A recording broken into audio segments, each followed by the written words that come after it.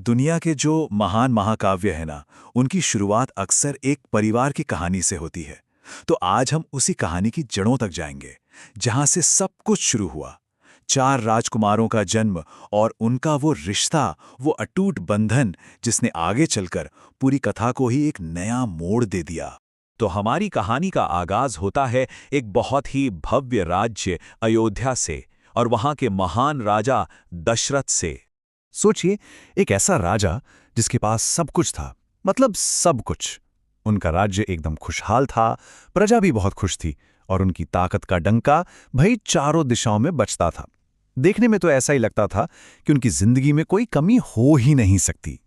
लेकिन इतनी शक्ति, इतनी दौलत के बावजूद एक चीज थी, एक कमी जो उन्हें अंदर ही अंदर खाए जा रही थी। और वो थी कि उनकी कोई संतान नहीं थी, कोई वारिस नहीं था। अब देखिए, ये सिर्फ एक पिता की संतान के लिए चाहत नहीं थी। नहीं, ये तो पूरे राज्य के भविष्य का सवाल था। भाई, एक राजा के लिए उसका वारिस ही तो उसकी विरासत को आगे बढ़ाता है ना?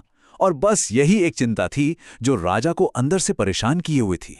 तो जब दुनिया के सारे उपाय, सारे जतन काम नहीं आए, तब राजा ने फैसला किया कि अब देवताओं की शरण में ही जाना होगा, एक दिव्य समाधान ढूंढना होगा। और इसी के लिए राजा दशरथ ने एक बहुत ही पवित्र यज्ञ को करने का फैसला लिया।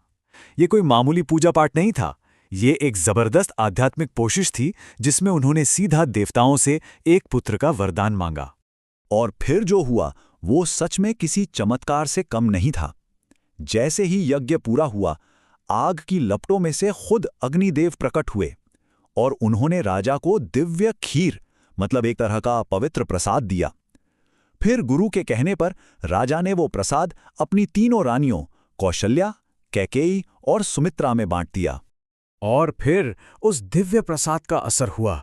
एक ऐसा नतीजा निकला जिसने न सिर्फ राजमहल बल्कि पूरे राज्य की किस्मत ही बदल दी। कुछ समय बाद वो शुभ घड़ी आ ही गई। रानी कौशल्या ने राम को जन्म दिया, रानी कैकेयी ने भरत को और रानी सुमित्रा ने तो जुड़वा पुत्रों लक्ष्मण और शत्रुघ्न को जन्म दिया।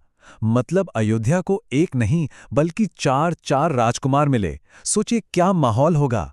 तो ये खुशी सिर्फ महल की दीवारों तक नहीं रुकी, नहीं, पूरे अयोध्या ने इसे मनाया। चलिए देखते हैं कि कैसे। जैसे ही ये खबर फैली ना, पूरे अयोध्या में जैसे खुशी की बाढ़ आ गई हो। सालों का इंतजार खत्म हुआ था, राज्य को अपने राजकुमार मिल गए थे। मतलब ये सबके लिए एक बहुत बड़ी राहत की और जाहिर है खुशी की बात थी। और लोगों ने अपनी खुशी दिखाई भी जी भरकर। मंदिरों में खास पूजा होने लगी, गरीबों को, जरूरतमंदों को दान दिया जाने लगा। गलियों में तो बस संगीत और नाच गाना चल रहा था। सच में ऐसा लग रहा था जैसे पूरा शहर एक परिवार बन गया है। और राजा दशरथ, उनकी खुशी का तो कोई अंदाजा ही नहीं लगा सकता। जिस एक चीज के लिए उन्होंने इतने साल तरस के इंतजार किया, वो सपना अब सच हो चुका था। उनकी जिंदगी का सबसे बड़ा बोझ, सबसे बड़ा दुख अब खत्म हो गया था। लेकिन इन राजकुमारों के जन्म से भी ज्यादा जरूरी एक और चीज हुई, और वो था इन चार भाइयों के बीच बना एक ऐसा रिश्ता जो बिल्कुल अनोखा था, अटूट था। देखिए, राम जो सबसे बड़े थे वो सबके लिए एक मिसाल थे, एक आदर्श। और लक्ष्मण का तो राम के लिए प्रेम ऐसा था कि वो उनकी परछाई बनकर साथ रहते थे हमेशा। और उधर भरत और शत्रुघ्न की जोड़ी थी, वो भी एकदम पक्की। ये लोग सिर्फ भाई नहीं थे, ये एक दूसरे की ताकत थे, एक दूसरे को पूरा करते थे। और यही इस पूरी कहानी की सबसे जरूरी बात है। इन चारों भाइयों का आपस का प्यार, एक दूसरे के लिए इज्जत और उनकी एकता, यही वो नींव है जिस पर रामायण की पूरी इमारत खड़ी है। आगे जो कुछ भी होगा, हर मुश्किल, हर फैसला, सब कुछ इसी रिश्ते की कसौटी पर परखा जाएगा। तो अब सवाल ये उठता है कि भविष्य में जब मुश्किलें आएंगी, जब परीक्षा की घड़ी होगी, तब क्या होगा इस अटूट बंधन का? क्या ये हमेशा इतना ही मजबूत रह पाएगा? बस यही वो सवाल है जो हमें रामायण के आगे के सफर को समझने के लिए तैयार करता है।